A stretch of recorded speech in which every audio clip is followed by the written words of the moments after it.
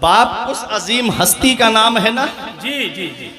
आज वालिद हयात हैं जी। बोलते हैं तो बच्चे कहते हैं अब्बा बोलते बहुत हैं जी। अम्मी बोलती है तो कहते हैं अम्मी बोलती बहुत है।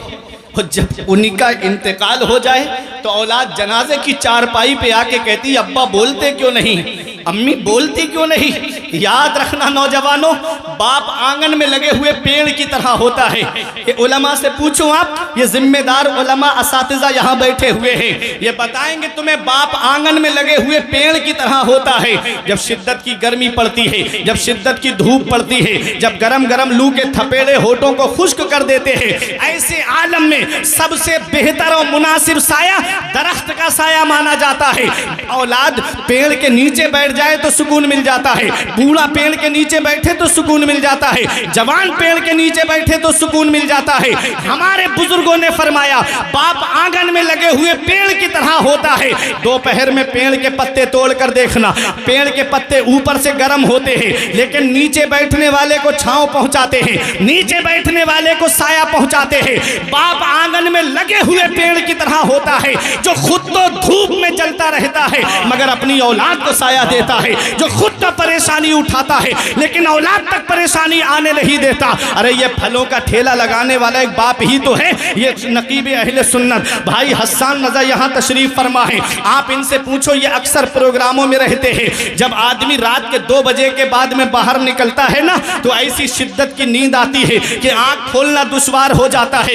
लेकिन ऐसी शिद्दत की नींद के बावजूद भी ये आप देखेंगे जाकर के रोड पर कोई ट्रक चला रहा है, कोई 4 व्हीलर चला रहा है, कोई मैक्स लेकर के खड़ा हुआ है, कोई प्रेस की गाड़ी लेकर के खड़ा हुआ है, कोई रोड बेस चला रहा है। ये कौन है? ये एक बाप ही तो है जो सोचता है 4 पैसे जमा हो जाएंगे, मेरी औलाद के खर्चे में काम आएंगे, मेरी औलाद की पढ़ाई में काम आएंगे। ऐ नौजवान, तुझे क्या पता ये फलों का ठेला लगाने वाला एक बाप है, ये जगह जगह फेरी करके सामान बेचने वाला एक बाप है, ये जगह जगह लोगों के धक्के खाने वाला एक बाप है, ये गलियों में रक्षा चलाने वाला एक बाप है। कभी कभी नो एंट्री में रक्षा लेके घुस जाए तो पुलिस महकमे के लोगों के लाठी डंडे खाने वाला भी एक बाप है। अरे ये एक बाप ही तो है जो कोई मुंबई कमाने के लिए जा रहा है, कोई दुबई कमाने के लिए जा रहा है, कोई 3-3 साल के लिए सऊदीया जा रहा है, कोई बेंगलोर कमाने के लिए जा रहा है, सिर्फ इसलिए कि मेरी औलाद पढ़ जाएगी, मेरी औलाद की तालीम में काम आएंगे पैसे, मेरी औलाद के खर्चे में काम आएंगे ये पैसे। ऐ नौजवान, तुझे क्या पता ये स्कूल की फीसें भरने वाला एक बाप है, ये कॉलेज की फीसें भरने वाला एक बाप है, ये कोचिंग की फीसें भरने वाला एक बाप है, ये यूनिवर्सिटी की फीस भरने वाला एक बाप है। अरे ये मुफ्ती बनाने वाला एक बाप है, ये आलिम बनाने वाला एक बाप है, ये हाफिज बनाने वाला एक बाप है, ये कारी बनाने वाला एक बाप है, ये मौलाना बनाने वाला एक बाप है, अरे इंजीनियर बनाने वाला एक बाप है, डॉक्टर बनाने वाला एक बाप है, प्रोफेसर बनाने वाला एक बाप है, मास्टर बनाने वाला एक बाप है। बाप क्या नहीं करता अपनी औलाद के लिए। याद रखना नौजवानों, इसका पता तब चलता है जब ये साए हमारे सर से उड़ जाते हैं। अरे बाप क्या है, इस वक्त के बारे में तो सोचा भी ना था।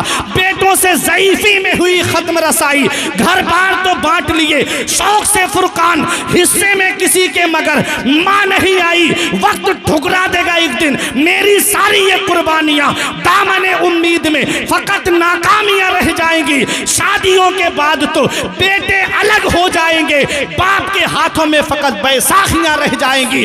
बुढ़ापा क्या, जवानी क्या, ये बचपन बांट लेते हैं। न होकर दिल में गुंजाइश तो आंगन बांट लेते हैं। नहीं मंजूर हिस्से में किसी बेटे को अपनी माँ, मगर आपस में बूढ़ी माँ के कंगन बांट लेते हैं। सुभान अल्लाह। ये माँ बाप हैं, जिस दिन इनका साया सर से उठ गया उस दिन पता चलेगा कि हम कितनी बड़ी नेमत से महरूम हो गए। बहुत खूब। अगर माँ बाप जिंदा हैं तो उनकी कद्र कर लो, अगर माँ बाप हयात हैं तो उनकी खिदमत कर लो।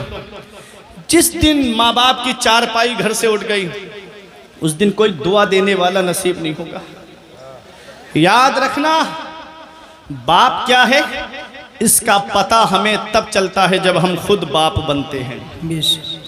जब खुद की औलाद होती है ना तब पता चलता है कि बाप क्या होता है।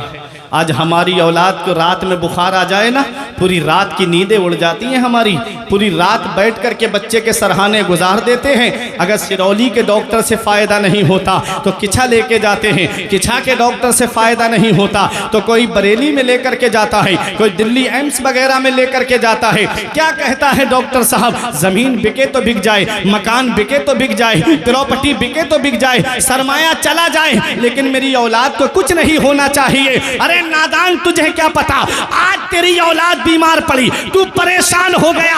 आज जिस बाप की खांसी तुझे अच्छी नहीं लगती, आज जिस माँ का बोलना तुझे अच्छा नहीं लगता, यही बूढ़े माँ बाप है। जब बचपन में तू बीमार पड़ा था तो बाप के पैरों में चप्पल नहीं होती, लेकिन डॉक्टर के पास लेकर गया।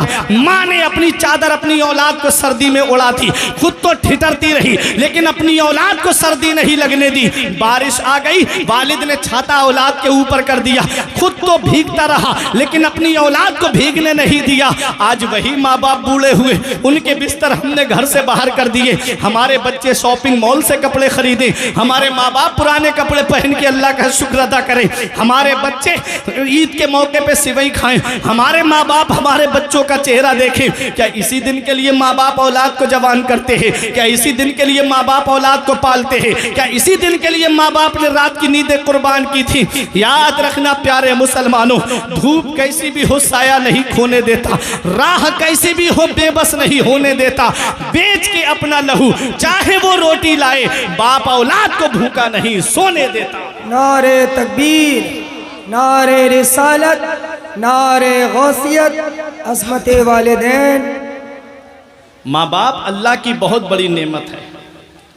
मेरे आका इरशाद फरमाते हैं, एक यमन के नौजवान सहाबी आए, पूरी हदीस का मफहूम आप समझ लीजिएगा, और आके अर्ज करते हैं, या रसूल अल्लाह मैं यमन से आया हूँ, वापस नहीं जाऊँगा। नबी ने फरमाया, हल लका अबावाया, क्या तुम्हारे माँ बाप जिंदा हैं? क्या तुम्हारे माँ बाप हयात हैं? अर्ज किया, हाँ या रसूल अल्लाह माँ बाप तो जिंदा हैं। फरमाया, क्या इजाज़त लेकर आए हो? क्या पूछ कर आए हो? अर्ज किया, हाँ या रसूल अल्लाह माँ बाप से पूछ कर आया हूँ। फरमाया, ये बताया कि अब उनका बेटा वापस नहीं आएगा? अर्ज किया, हाँ या रसूल अल्लाह मैंने ये भी बताया कि अब उनका बेटा वापस नहीं आएगा। देखो सहाबी आए कहाँ हैं? मदीने शरीफ में। वो मदीना जिसके लिए नबी फरमाते हैं, जिससे हो सके कि वो मदीने में मरे तो वो मदीने ही में मरे, क्योंकि जो मदीने में मरेगा मैं उसकी शफाअत करूँगा। उस मदीने में सहाबी रसूल आए हैं, आला हजरत जिसके बारे में फरमाते हैं, तैबा में मर के ठंडे चले जाओ आंखें बंद, सीधी सड़क ये शहर शफाअत नगर की है। उस मदीने में सहाबी आए हैं जिसके बारे में ताजुश शरिया ने कहा था कि फरमाते हैं कि मदीना ऐसा गुलशन है जो हर गुलशन की जीनत है, बहारे बागे जन्नत भी मदीना की बदौलत है। मदीना छोड़कर जन्नत में कोई जा नहीं सकता, मदीने से मोहब्बत है तो जन्नत की जमानत है। उस मदीने में सहाबी आके अर्ज करते हैं, आका मैं वापस नहीं जाऊंगा। नबी फरमाते हैं, क्या माँ बाप जिंदा है? अर्ज किया, हाँ या रसूल अल्लाह जिंदा है। फरमाया, इजाजत लेकर आए हो? पूछ कर आए हो? अर्ज किया, हाँ या रसूल अल्लाह पूछ कर आया हूँ। फरमाया, ये भी बताया कि अब उनका बेटा वापस नहीं आएगा?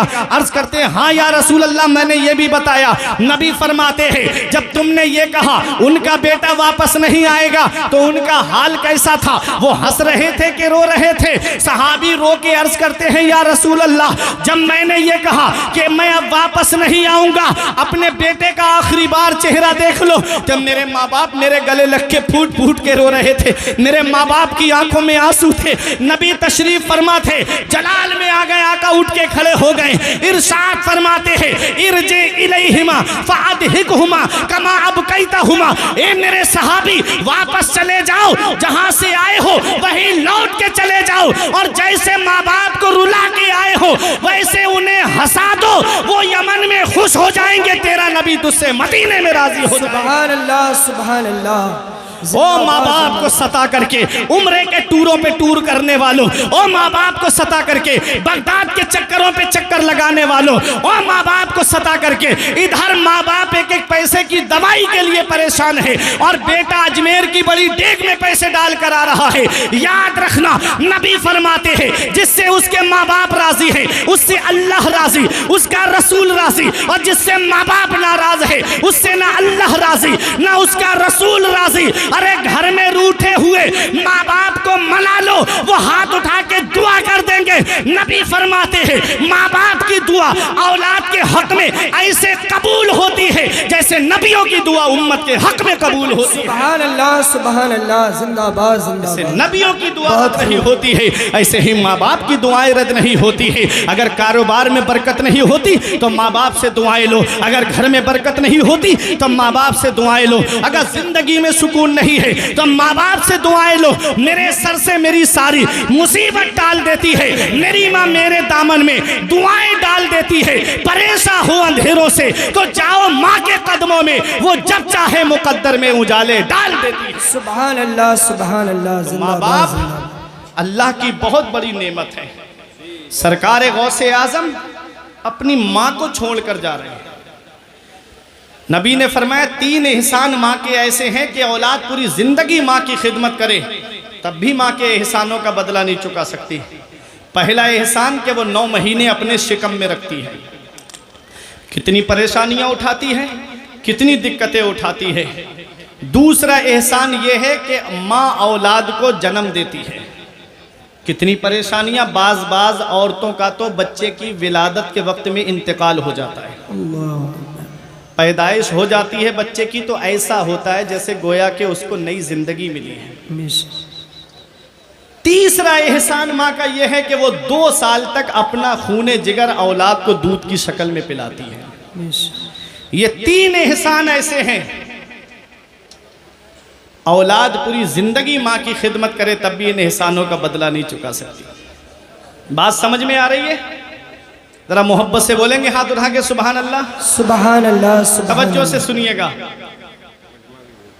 मेरे आका हुजूर सल्लल्लाहु ताला अलैहि वसल्लम ने इरशाद फरमाया, जो सुबह को माँ बाप का चेहरा मोहब्बत से देख ले अल्लाह ताला जन्नत के 2 दरवाजे खोल देता है। एक मौजूद है, एक का इंतकाल हो गया है, तो जो मौजूद है उसका चेहरा मोहब्बत से देख ले तो अल्लाह जन्नत का 1 दरवाज़ा खोल देता है। अपने माँ बाप की खिदमत करो। अल्लाह कुरान के दूसरे पारे में फरमाता है सबसे बेहतर खर्चा वो है जो माँ बाप को दिया जाए। सुभान अल्लाह। सबसे बेहतर खर्चा वो है जो माँ बाप को दिया जाए। आज होटलों में जाके दोस्तों के साथ पार्टियां करते हैं हम और वेटर को टिप दे दे के चले आते हैं।